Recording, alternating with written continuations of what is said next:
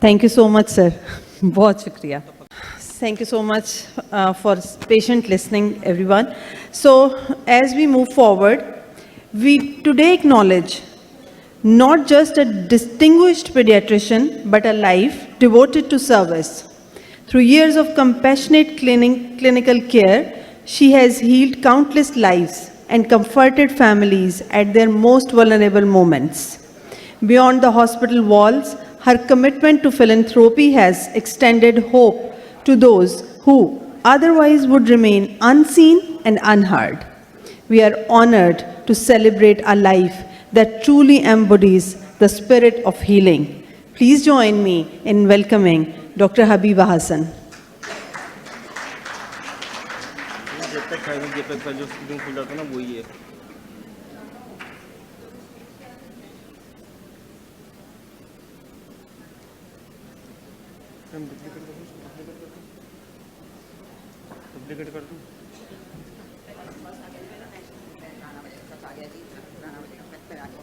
थोड़ा सा आ गया जी, थोड़ा सा.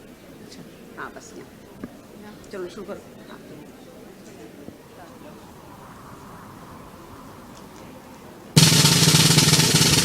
Please everybody start.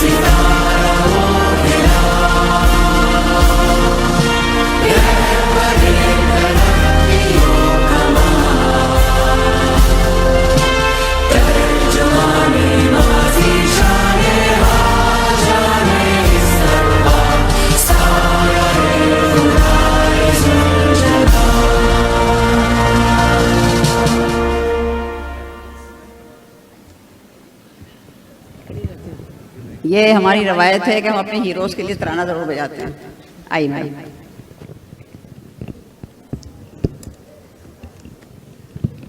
I would like to thank the Sindh Institute of Reproductive Medicine for inviting me here, and Shaheen Zafar for especially calling me. Please excuse my speech because I have recovered from stroke. तो थोड़ी सी मेरी speech में problem है. Okay? अच्छा. I would like to. She specially asked me कि आपने इतने setbacks आपकी ज़िंदगी में हुए, उसके बाद आप इतनी खड़ी कैसे हो गई और इतना काम कैसे किया, आप ज़रा सबको बता दें. इसलिए मैंने एग्री किया. I am very personal person, I am very private person, so I don't normally talk about my life. It's the first time I'm talking about it at Shaheen's request. I come from an educated family where integrity and honesty were instilled into us. My father, Sayyid Khadir Hassan, got 2 gold medals from Aligarh University in science and in mathematics. He joined Survey of Pakistan and then he went to Oxford to do geodesy. He got 2 international gold medals in surveying. He retired as Surveyor General of Pakistan.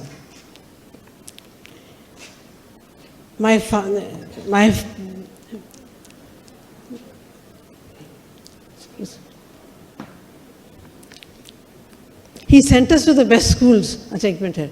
He sent ये है अच्छा. Sorry एक minute रहा. तुम para कर दो. He sent us to the best schools. हमेशा कहा कि देखो जो कोर्स की किताब है उसके अलावा एक किताब और पढ़ो ताकि तुम्हें एक और पर्सपेक्टिव आए. तो हमें इस तरह हमें पढ़ाई कराया। This is my brother Hasan Nasir was very close to me, मुझसे 2 साल बड़ा था और बहुत हम करीब थे। I admired him and he found in me a person whom we could relate to. He was extremely intelligent, extremely hardworking, and had a vision to serve humanity. ये मेरी साथ तस्वीर है when I was in medical college. अच्छा, मैं 1967 में graduate किया from डाउ मेडिकल कॉलेज। टीपू की मेरा क्लास फेलो था, शाहीन का भाई। अच्छा, उस ज़माने में ये मैंने देखा फर्स्ट हाउस जॉब के गायनी में, तो गायनी की बात कर रही हूँ कि एक औरत थी, उसको पीपीएच हो गया, तो मैं उसके बेटे को लेके बाप के पास गई कि देखो आप खून दे दो अपना। हाँ यहाँ खून देगा मर जाएगा। अच्छा, मैंने कहा 30 रुपीज़ दे दो, 30 रुपया। उसने कहा हम नई बीवी ना ले आए, हम नई बीवी लाएगा, हम खून नहीं देगा, पैसा भी नहीं देगा। You know such thing struck you, क्योंकि उस ज़माने में 60 साल पहले 60 ईयर्स अगो खून मिलता था चर्चियों का, चर्ची ला के खून देते थे, पिंक होता था, और अक्सर हम लोग आपस में एक दूसरे खून दिया करते थे, हम भी लोग देते थे खून मरीजों को, we couldn't let them die. Anyway, it struck me then. अच्छा, जैसे ही मैं आर्यमा बनी तो मेरा नेव्यू था, वो उसमें 4th ईयर में था। मैंने कहा देखो आई एम अहले तशी, मैंने कहा देखो यहाँ कस के मातम होता है, वहाँ नुमाइश राउंड अबाउट पे टिमा का होता है, छुरी का होता है, खून सारा सड़कों पे होता है। मैंने कहा खून सड़कों पे होता है, लोगों को समझाओ कि देखो खून देने में से कोई नुकसान नहीं है। तो मेडिकल स्टूडेंट्स ने और डॉक्टरों ने खून दिया और फ़ौरन जुलूस चले गए, they could walk. Others also gave blood. That was the first voluntary blood bank in Karachi in 1968। अच्छा, उसके बाद फिर अच्छा अच्छी बात यह है कि खून हमने जमा किया, हम लेके गए सिविल हॉस्पिटल। उन्होंने कहा ये शिया का खून है, हम नहीं लेंगे। तो फिर वो ले गए वहाँ मासूमिन हॉस्पिटल करीब था, वो उन्होंने खून ले लिया। नेक्स्ट ईयर फिर हमने किया, उसके बाद फिर हुसैनी ब्लड बैंक इस्टेब्लिश हुआ। So that is the story of Husaini blood bank.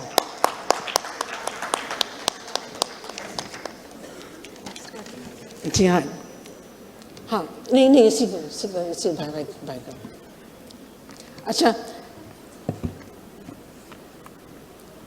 I married in 1970, 3 साल मैंने काम किया यहाँ। फिर मेरी शादी हुई, मैं यूके गई, and that man was supposed to be doing his PhD. मैंने कहा मैं भी पढ़ाई कर लूँगी। अच्छा, खैर पता लगा वो मैट्रिक में फेल हो गया था, बीएससी में फेल हो गया था, वो वर्क परमिट पे गया था। उस ज़माने में वर्क परमिट जाते थे लोग 50s and 60s में। He won't let me study. He had big inferiority complex, and I suffered domestic abuse. End of the 3 years, he told me, I was trying to break you all these 3 years. अगर तोड़ दिया होता तो तुम आज वापस जाने का ना सोचती, पढ़ाई नहीं कर सकी मैं। खैर मैं यहाँ आई वापस पाकिस्तान। यहाँ आई, मैंने कहा मैं यहाँ सोचूंगी क्या करूँ। I think in less toxic atmosphere to decide my life. इत्तेफाक से चंद महीने बाद मेरे ये भाई जो था 30 साल का था, इसको सीने पे गोली मार के मार डाला। ये जो था ये बहुत काबिल था।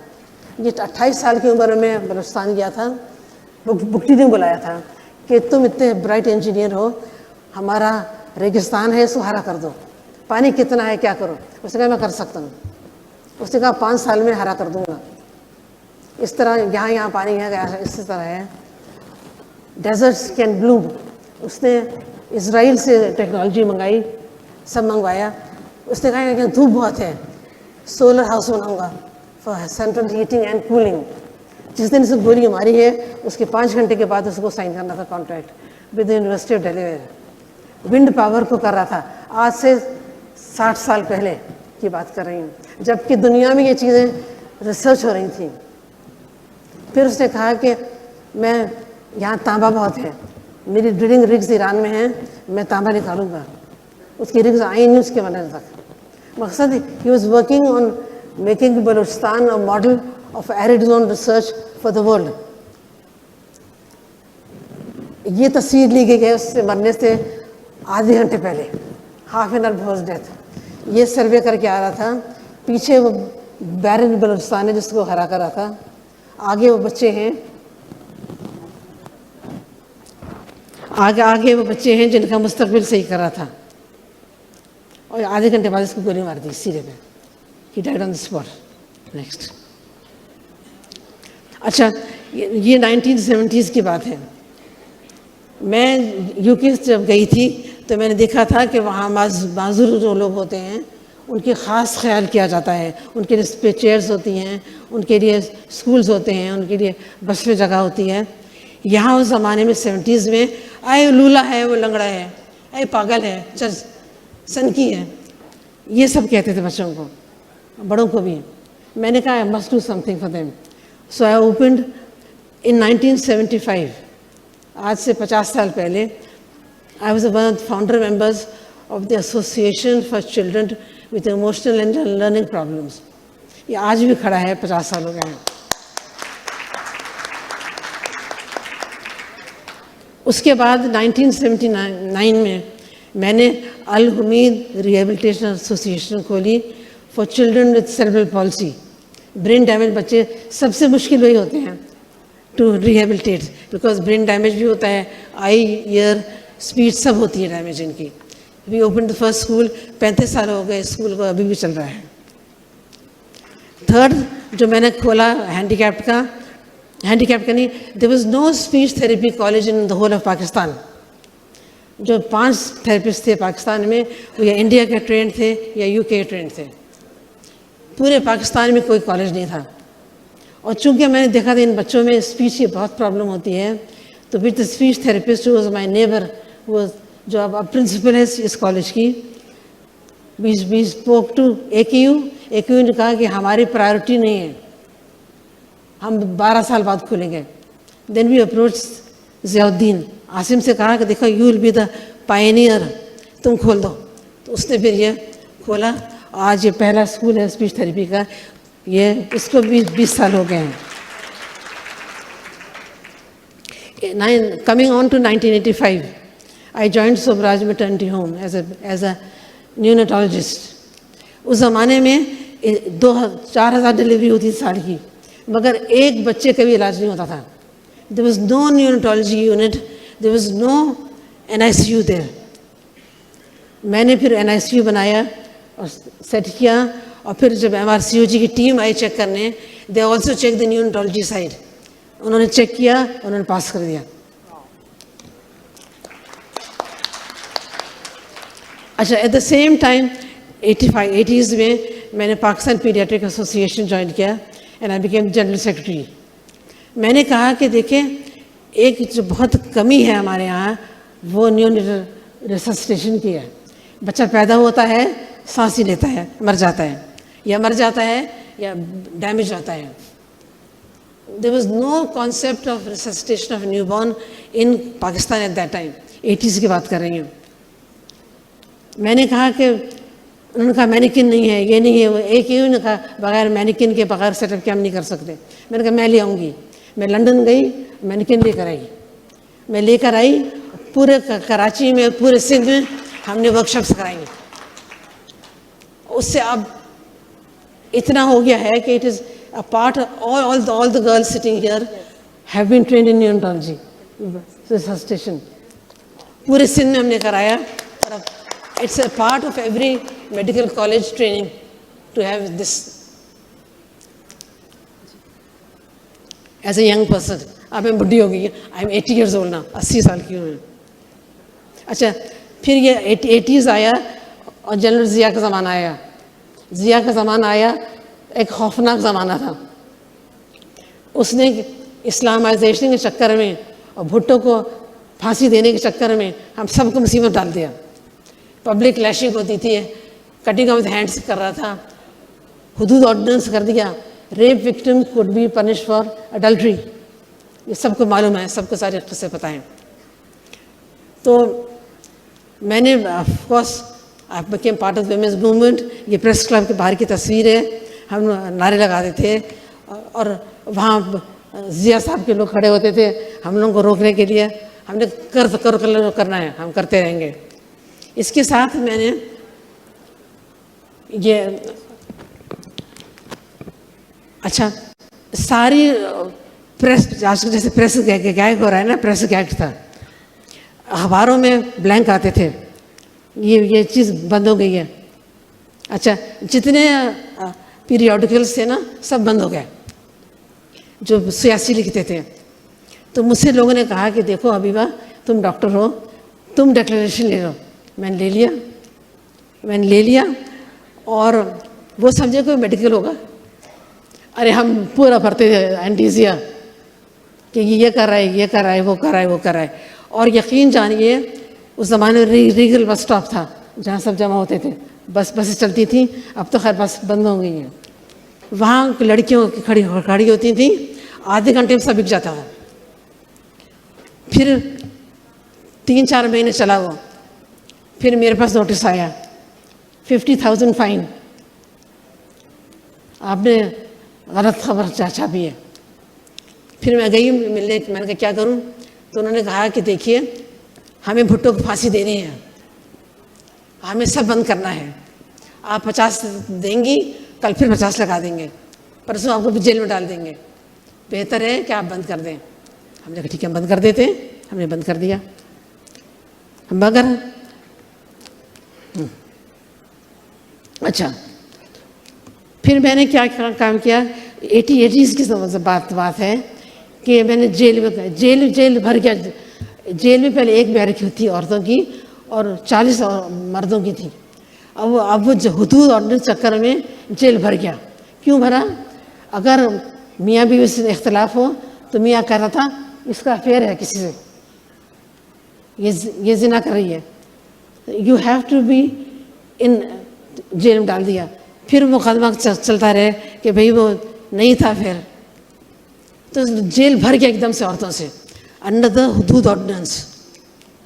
अब एक मुसीबत हो गई, इतनी औरतें हैं, ना सोने की जगह है, ना कुछ है, ना कुछ है। अक्सर यंग थी, प्रेग्नेंट थी, ब्रेस्ट फीडिंग थी, तो क्या करें? तो किसी ने मुझसे कहा कि तुम जा सकती हो, उनको देख सकती हो, किसी को ब्लड प्रेशर है, किसी को डायबिटीज़ है, कोई डिलीवर हो रही है। मैंने कहा ठीक है यार को। तो मैं चली गई, मैं उनको हर हफ्ते जाके देखती थी, डिस्पेंसरी खोली मैंने। फिर मैंने कहा ये औरतें बेकार दिन भर रहती हैं, इनका स्कूल खोलो। तो स्कूल खोला इनके लिए और फिर बाद में बच्चों के लिए 1995 में मॉन्टेसरी स्कूल। और ये मॉन्टेसरी स्कूल जो मैंने खोला था ये वहाँ शेड में खोला था, आप देख रहे हैं शेड है। हमने कुछ भी हो, बच्चे कुछ तो सीखें कुछ। तो उसके बाद लेटर ऑन हमें बाहर एक जगह मिल गई। ये पहले किचन होता था, यहाँ बच्चों का खाना पकता था, बच्चों का नहीं औरतों का जुवेनाइल्स का खाना पकता था। अब खाना बाहर से आता है। हमने कहा कि जगह मिल गई हमको, आप दे दें, जेल वालों का ले लो। यहाँ हमने अर्ली लर्निंग सेंटर खोला। यहाँ बच्चों को जो जेल के अंदर होते हैं माँ के साथ, these are kids born in jail or brought in jail with their mothers. They are from newborn up till 15 years of age. 15 साल में लड़कियाँ हटा देते हैं, 9 साल में लड़कों को हटा देते हैं। तो हमने कहा कि इनको यहाँ ऐसा करो कि ये अंदर सिर्फ गालियाँ सुनते हैं और बदकलामी सुनते हैं। Let them see the outside world, दुनिया में अच्छे लोग भी हैं, अच्छा लोगों का ख्याल भी करते हैं। To change their mindset, they are so happy here.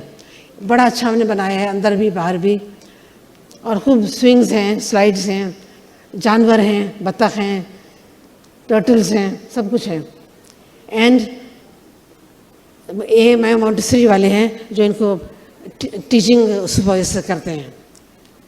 And in 3 years ago this was recommended by the Save the Children's Fund as the model school, jail school in the world to the UN. UN को recommend हुआ था. आगे चलो. ये बच्चे अंदर हैं, देखें. इनको हम खाना देते हैं, स्नैक्स देते हैं. They are healthy, they are immunized. Immunization center है. Every child is immunized there. Healthy हैं, uniform हम देते हैं, and you can see they are happy and healthy. ताकि their mindset changes. Then Sher Shah approached me in 1980s कि Habiba बहुत घुटन हो गई है, बहुत घुटन है, क्या करें? कुछ बोल नहीं सकते, ज़रा भी बोलें तो उठा लिए जाते हैं. We need outside pressure. मैंने कहा ठीक है. तो शेर शाह, मी और Mirza Ali Azhar and few others, we joined and formed Amnesty International Pakistan. That was the base, the foundation in Karachi and then in Sindh. अच्छा, मैं अलावा और चीज़ों के औरतों में ज़्यादा काम करती थी फॉर एमनेस्टी. तो they saw my work, and then in 1995 जब वर्ल्ड कॉन्फ्रेंस हुई, UN world conference in Beijing, जिसमें the biggest world conference on women, जिसमें बेनज़ीर भी गई थी, हिलरी क्लिंटन भी गई थी, सब लोग गए थे. 40,000 डेलीगेट्स थे, 40,000. एंड ये वहाँ की मेरी तस्वीर है, विमेन कन्फ्रंट द वर्ल्ड.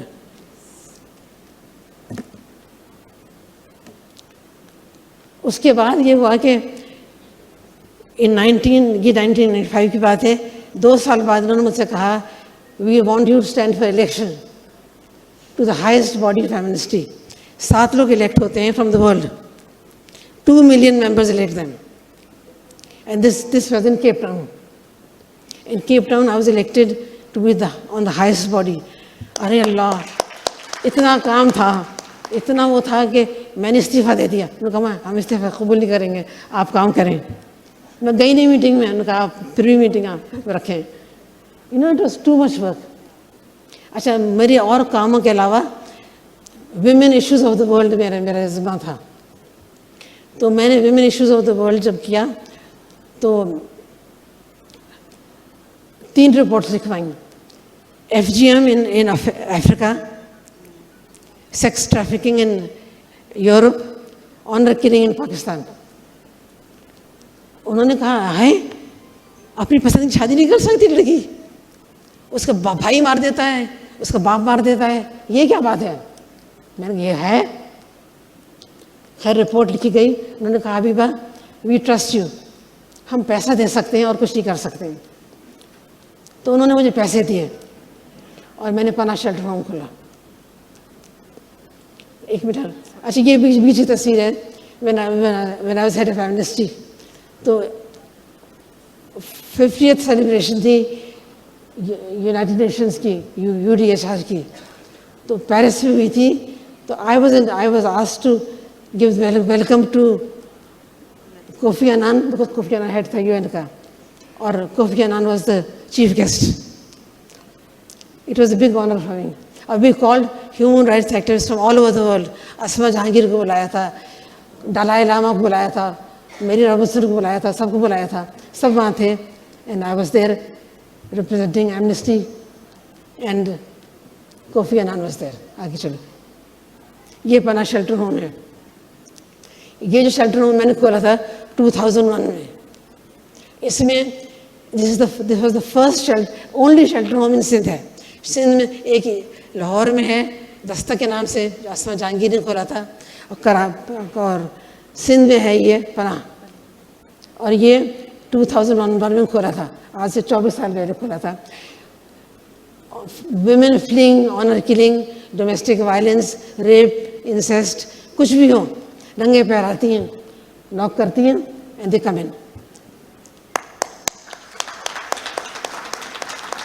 और इनको लीगल एड, खाना पीना, skill building, psychological help, social help सब देते हैं.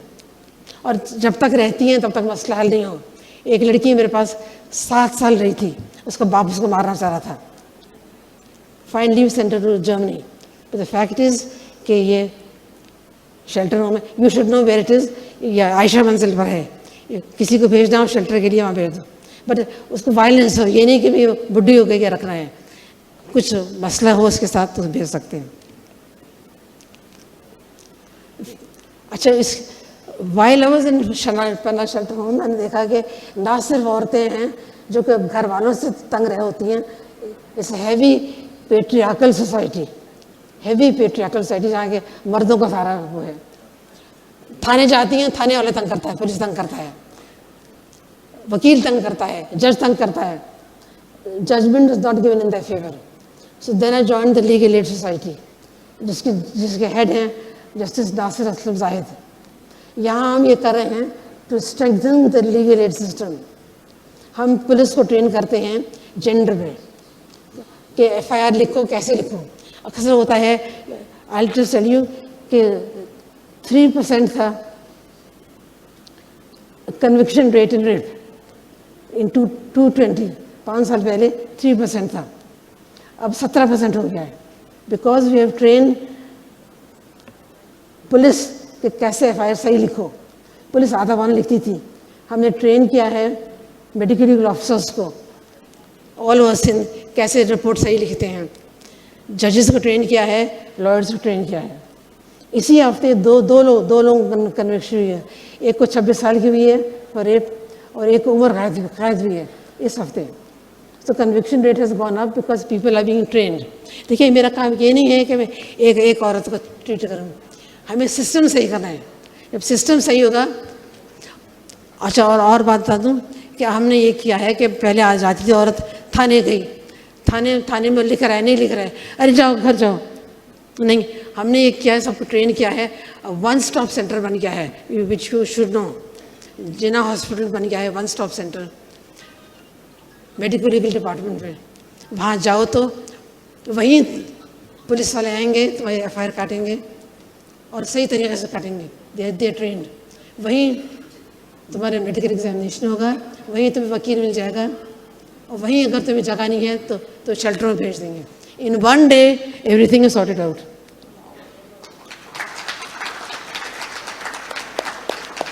अब ऐसे सेंटर्स हो गए हैं इस्लामाबाद में भी, पेशावर में भी, भावलपुर में भी, 4 प्लेसेस इन पाकिस्तान जहाँ वन स्टॉप सेंटर है। I just want to tell you कि ये नई चीज़ें हैं जो आपको आनी चाहिए, पता होना चाहिए, and you can refer people. And I just want to end my presentation by saying that I've got 2 children. ये मेरी बड़ी बेटी है, she is a doctor and she's head of the department in University College Hospital London for global health. इसका बड़ा बेटा है, वो CA कर रहा है, छोटी बेटी BA कर रही है। And my son वो एक्सपोर्ट बिजनेस में है, उसका बेटा A लेवल कर रहा है, बेटी O लेवल कर रही है। Thank you so much.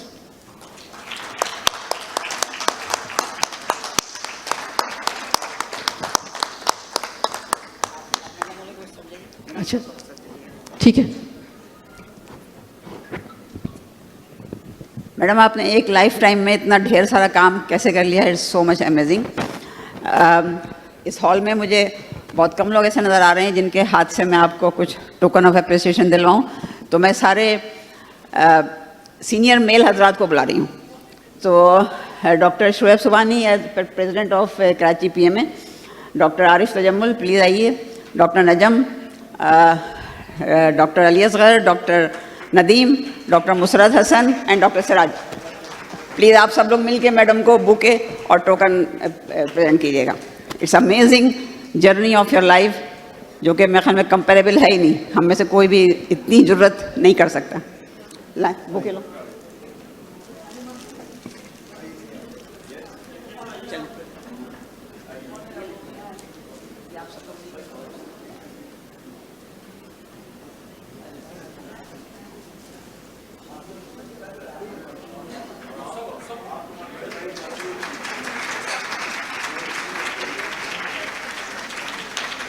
Standing oration बनता है भाई, अभी तो स्टैंडिंग ओरेशन बनता है।